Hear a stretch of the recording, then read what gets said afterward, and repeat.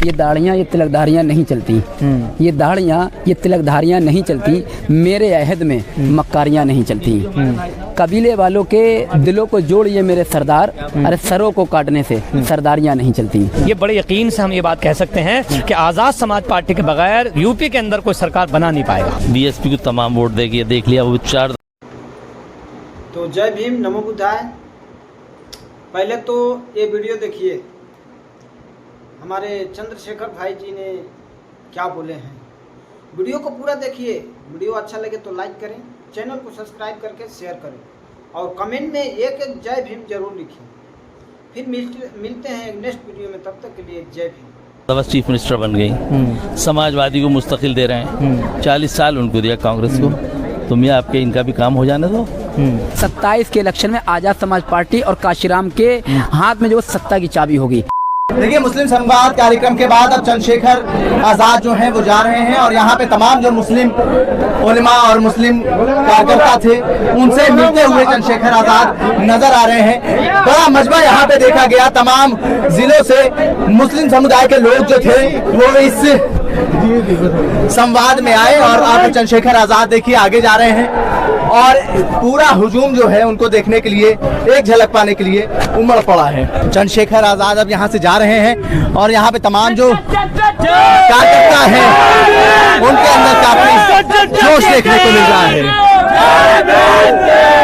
Azad Samaj party ने आज मुस्लिम संवाद करा है और इसमें तमाम मुसलमानों के जो मसाइल थे उसके ऊपर उन्होंने चर्चा करी और चंद्रशेखर आजाद ने आज एक बड़ा ऐलान करा है कि मुसलमान हम पर भरोसा करें, हम सीने पे गोली खाकर मुसलमानों की आवाज उठाने के लिए तैयार हैं, लेकिन जब इनाम की बारी आएगी तो मुसलमानों को हम आगे करेंगे। देखिए, ये मुस्लिम संवाद जो हुआ है उसमें हजारों की तादाद में प्रदेश भर से मुस्लिम जो समाज के लोग थे वो आए, कार्यकर्ता आए, तमाम उलेमा आए। यहाँ पे जो लोग हैं उनसे बात करेंगे और क्या कुछ इस कार्यक्रम का मैसेज गया है समाज में, ये जानने की कोशिश करेंगे। जी, क्या नाम है आपका? भाई बहुत बहुत शुक्रिया आपका। मेरा नाम अतीकुर रहमान कासमी है, मैं नगीना लोकसभा से हूँ, जहाँ से भाई MP हैं, और मैं आज़ाद समाज पार्टी में प्रदेश कोर कमेटी सदस्य हूँ, मुरादाबाद मंडल प्रभारी हूँ मुस्लिम समाज में।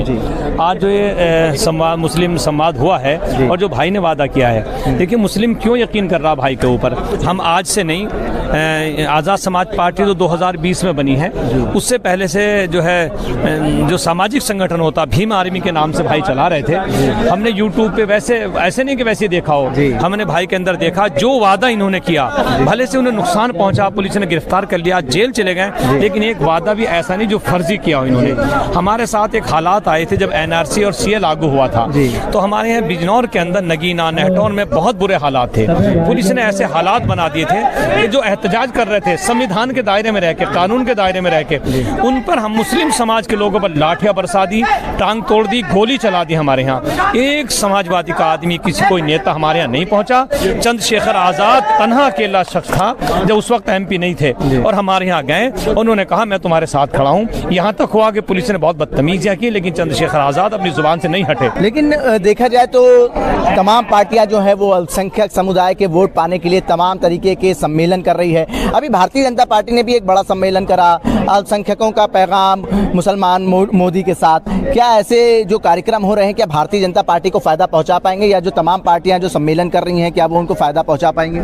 ये भारतीय जनता पार्टी की गलतफहमी है। फायदे की बात छोड़िए, दलित मुस्लिम और OBC इकट्ठा हो चुका है। आप आइए, निकल के देखिए, दलित मुस्लिम इकट्ठा हो गया और भाजपा की नीतियों को हर आदमी जान चुका है कि भाजपा की नीति क्या है।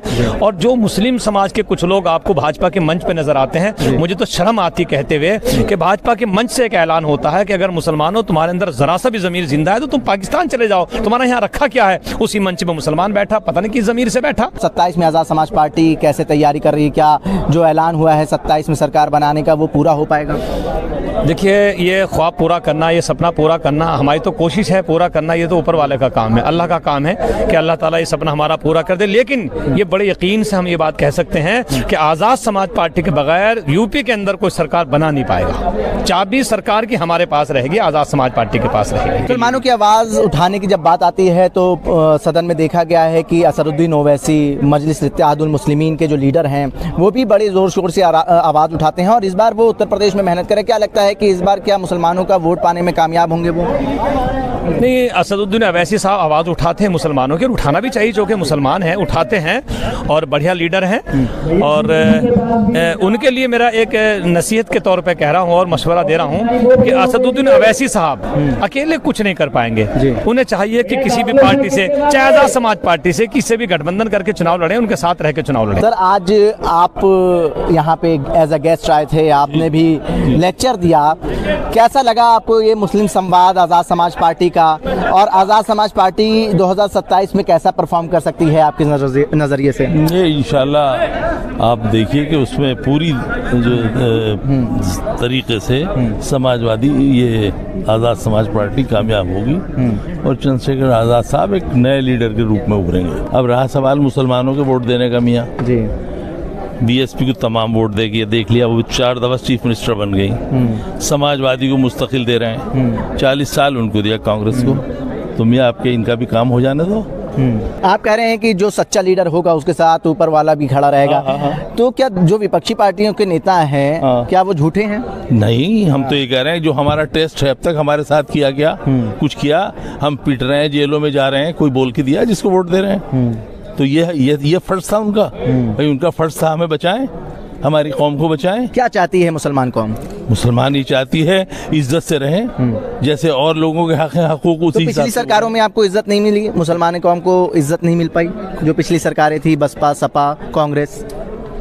नहीं, उन सरकारों में जो रहा है, लेकिन इसमें तो उल्टा है मामला बिल्कुल। नहीं, आप उन्होंने भी आप सिर्फ भारतीय जनता पार्टी की बात करिए, या तो फिर आप ये कहिए कि जो पिछली सरकारें थी उसमें भी मुसलमान सर उठा के चलते थे, आज जो नौबत आई है उससे मुसलमान नाराज है। देखिए, आज जो है मुसलमानों को जो है नंबर 2 का शहरी बनाने का काम हो रहा है। जी, आप एक्सपीरियंस आदमी हैं, एक बहुत अहम सवाल आपसे करेंगे कि अब तक आपने तमाम सरकारें देखी होंगी, कांग्रेस देखी, बसपा देखी, समाजवादी देखी, आपको कौन सी सरकार मुसलमानों के हित में काम करती हुई नजर आई?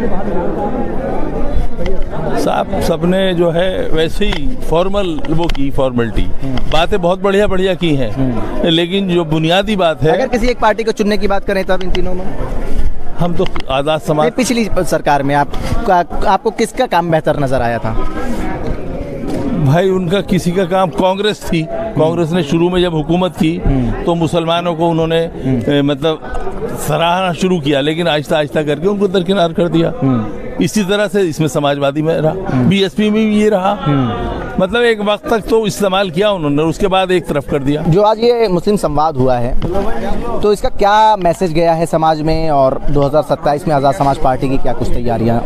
देखिए पत्रकार महोदय, इसके मैसेज की अगर हम बात करें कि जो मुस्लिम संवाद है, तो 2 लाइनों में इसके मैसेज में बताऊंगा। जो पैगाम देने का यहाँ कहा गया है वो इस शेर के माध्यम से मैं कहूँगा कि ये दाढ़ियाँ, ये तिलकधारियाँ नहीं चलती, ये दाढ़ियाँ, ये तिलकधारियाँ नहीं चलती, मेरे अहद में मक्कारियाँ नहीं चलती।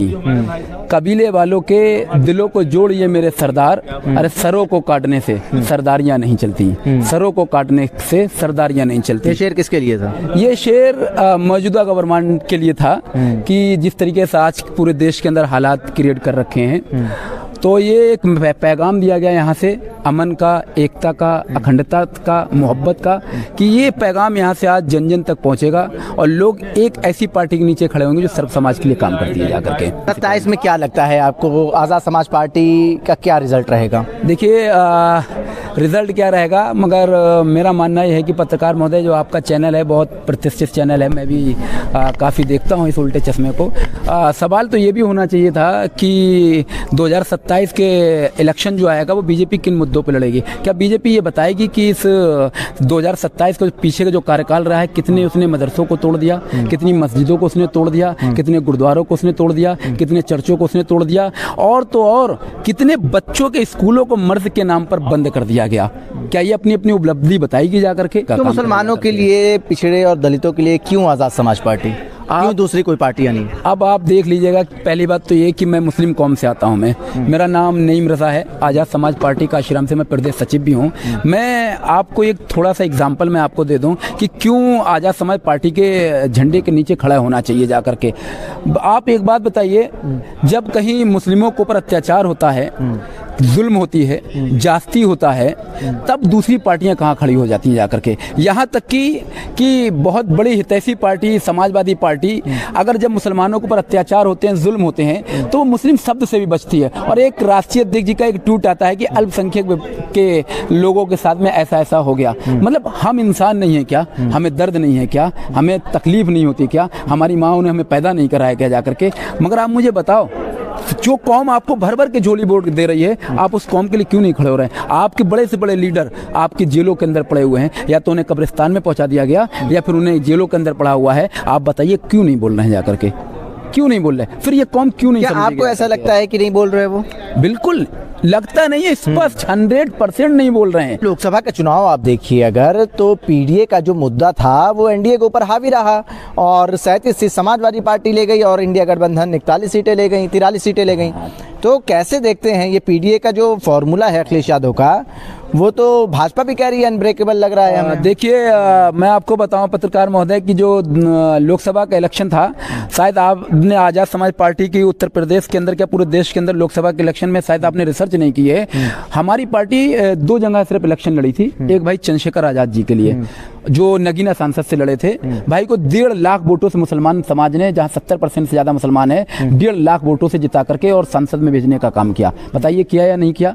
दूसरी सीट बची हुई थी वो डुमरियागंज की थी, जहां 85,000 से ज्यादा वोट हमारा कैंडिडेट, वो भी आखिरी स्टेज में जाकर के ये फैसला हुआ कि हमारा कैंडिडेट लड़ेगा। सिर्फ 2 जगह से तो हम लड़े थे, सारी जगह तो यही लड़े थे जाकर के। आप कोई लोगों के पास ऑप्शन ही नहीं था और वो इसलिए नहीं हम लड़े थे। आप क्या चाहते हैं, गठबंधन होना चाहिए या अकेले लड़ना चाहिए आजाद समाज? देखिए, अगर गठबंधन होता है तो मान सम्मान प्रतिष्ठा के साथ होना चाहिए, जिसकी में हिस्सेदारी उसे उतनी उस भागीदारी मिलना चाहिए। अगर ये अपनी अना का सवाल बना करके कि नहीं इस पार्टी को हम गठबंधन नहीं करेंगे, इस पार्टी को इतनी कम सीटें देंगे, तो आपको समझ में आना चाहिए कि अब ये पार्टी जो है जिसका नाम आज़ाद समाज पार्टी है, इसने अभी तक क्या किया था? अभी तक तो लोगों को यह डर था कि इसने दलित वोटों को इकट्ठा करके बसपा को साइड कर दिया जा करके। मगर अब जिस तरीके से आज आपने पूरे हाल के अंदर गूंजे देखी खड़े होकर के हैं और मुस्लिम समाज की मोहब्बतें देखी चंद्रशेखर भाई की, आपको याद रखिए आज से इनके दिलों के अंदर जो दर्द बैठ जाएगा जाकर के। क्योंकि अगर मुस्लिम समाज भी शिफ्ट हो गया तो ये दोनों मिलाकर के, दलित समाज मिलाकर के और मुस्लिम समाज मिलाकर के लगभग 42-43%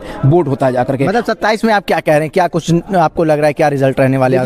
मैं आपको बताऊं कि 27 का एक ही मैं कहूंगा कि 27 के इलेक्शन में आजाद समाज पार्टी और काशीराम के हाथ में जो सत्ता की चाबी होगी, वो जिसे चाहेगा वो उसे सीएम बना करके बैठा लेगा। ये सत्ता की चाबी जो है वो आजाद समाज पार्टी का एक बड़ा ऐलान हो गया है मुस्लिम संवाद में। आज आजाद समाज पार्टी की तरफ से जो मुस्लिम संवाद था उसमें एक बड़ा ऐलान हुआ है कि अगर आजाद समाज पार्टी सत्ता में आती है तो 3 मुख्यमंत्री रहेंगे पिछड़ा दलित अल्पसंख्यक वर्ग के। और आजाद समाज पार्टी के चंद्रशेखर आजाद जो राष्ट्रीय अध्यक्ष हैं और नगीना सांसद हैं, उन्होंने साफ कहा है कि मुस्लिम समाज हम पर भरोसा करे और हम आगे खड़े रहेंगे। किसी मुसीबत में गोली खाने के लिए सीधा हमारा तैयार रहेगा, लेकिन कभी कुछ अगर इनाम मिलेगा तो मैं मुस्लिम समाज से कहूंगा कि वो आगे जाए। देखिए ये पीछे मेरे आपको पोस्टर नजर आ रहा होगा, आजाद समाज पार्टी की तरफ से जो मुस्लिम संवाद का कार्यक्रम रखा गया, उसमें मुसलमानों के समाजी, सियासी और माली और मजहबी तालीमी मसलों पर चर्चा हुई है। और तमाम जो महापुरुष थे उनकी आप देख सकते हैं कि पीछे आपको पोस्टर्स नज़र आ रहे होंगे। APJ अब्दुल कलाम है, टीपू सुल्तान है, और मैं दूसरी ओर आऊँ तो आप देखेंगे कि यहाँ पे काशीराम जी हैं। और सबसे पहले जब चंद्रशेखर आज़ाद यहाँ आए, स्टेज पर आए, तो उन्होंने तमाम महापुरुष की जो तस्वीरें लगी हैं उस पर उन्होंने माल्यार्पण करा और फूल अर्पित करे और उसके बाद उन्होंने कार्यक्रम की शुरुआत करी। उन्होंने आज बड़े ऐलान करे हैं और उन्होंने जो तमाम घटनाएं उत्तर प्रदेश में हुई हैं उस पर सवाल उठाए हैं और ये कहा है कि अगर आज़ाद समाज पार्टी की सरकार बनती है तो आने वाले समय में जो तमाम मुस्लिम समाज के लोग हैं उनको उनकी हिस्सेदारी के मुताबिक सीटें दी जाएंगी। उल्टा चश्मा के लिए आकिब मिराज खान, लखनऊ।